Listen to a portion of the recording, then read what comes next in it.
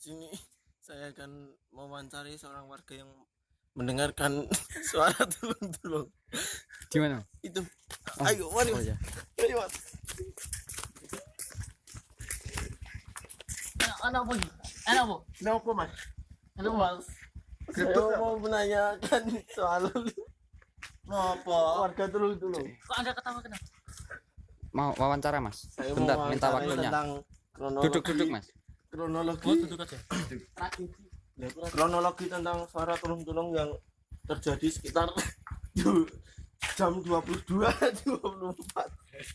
Gimana, Mas, kronologi? Gimana? Oh, tadi ya? Suara tulung-tulung tadi. Iya. Oh, itu tadi gimana, Pak? Pak, ayo.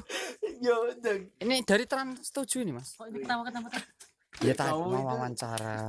Tadi ada dari sebelah kolong kidul, Ya. ada yang minta tulung-tulung. Nah, lanjut. Saya juga dengar. Anda juga dengar tahu? Saya juga dengar.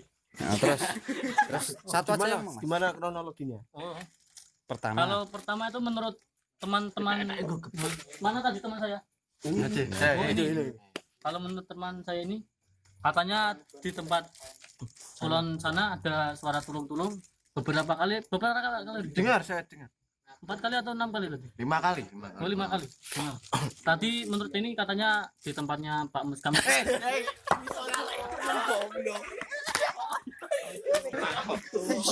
Malah Mus kamen. Di tempat Pak sana dulu.